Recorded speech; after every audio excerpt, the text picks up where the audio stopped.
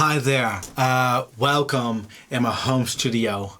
Today I wanted to show you a device that I've made, and that's the Duko's saturation controller. I would like to tell you about it and share my device with you, literally because you can download it. In the description below there's a link. So just grab it and it's yours.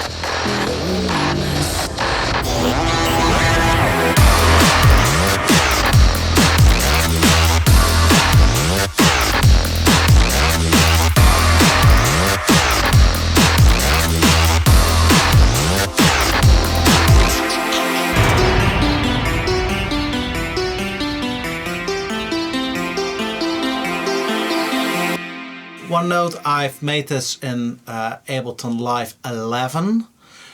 So when you're not on 11 yet, it doesn't work. Of course, you can just grab the concept of it.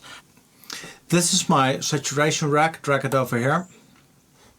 The idea is to drop your own favorite saturation plugin. So we can drop something in the middle over here. Yes. And there's my saturation plugin. And those are just two EQ8s, but they do the opposite of each other. So when I control this one, here, the other one just does the total opposite.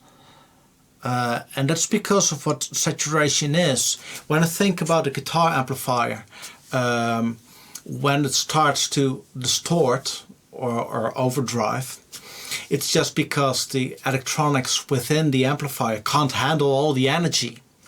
So instead of making it louder, it's going to be distorted and there are going to be all those harmonics, right?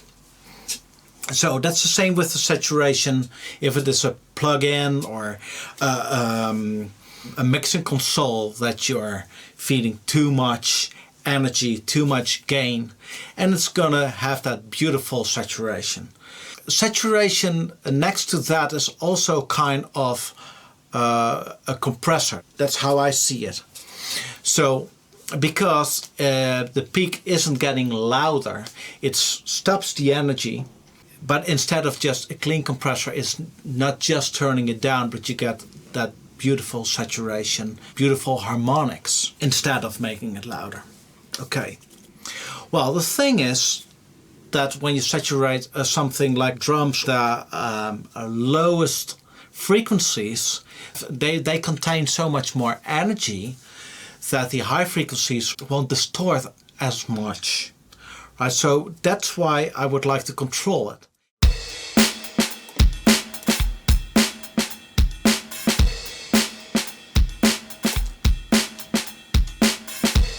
And immediately you can hear that it sounds nice on all the drums except for the low end. So here we go. When we go to the gain over here, select the frequency.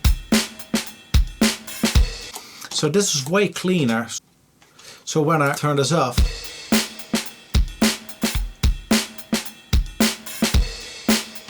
and now I turn it on. And now I've got a way cleaner low end, but still the saturation on the rest of the drums. So for this particular drum loop, I would like to tame the low frequencies, but I can imagine that for some other things you would like to just have a little bump, some extra saturation somewhere. It's like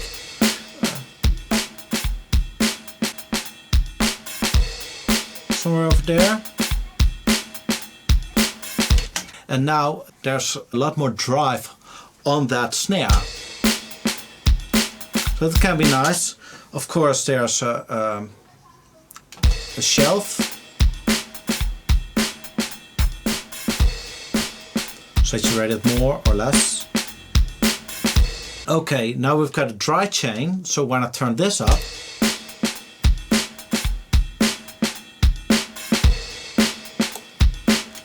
and now I've got a parallel chain with just a dry signal. There are two things that can be quite interesting. First, the easiest one, input-output. So when I gain up the input, the output of the other device will compensate for it. So I can drive the distortion more or less.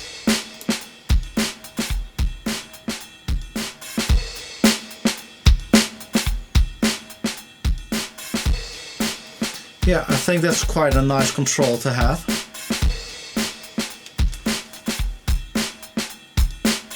Okay, turn it back, around 0. And here's the other thing, this is the scale, and this controls the scale of the EQ8, of the second EQ8.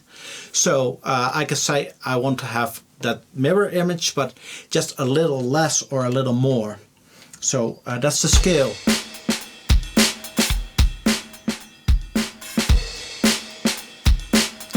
So over here, for instance, let me dial in another sound, like here we go. Turn this down.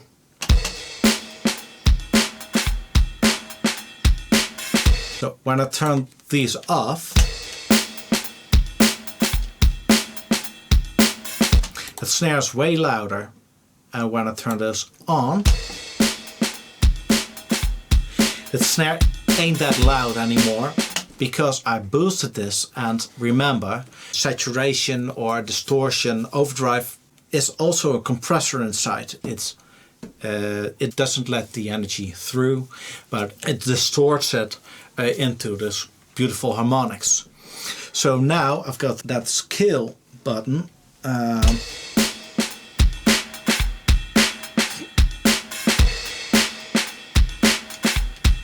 So I can scale the second EQ back a little, so that snare will be a little bit louder.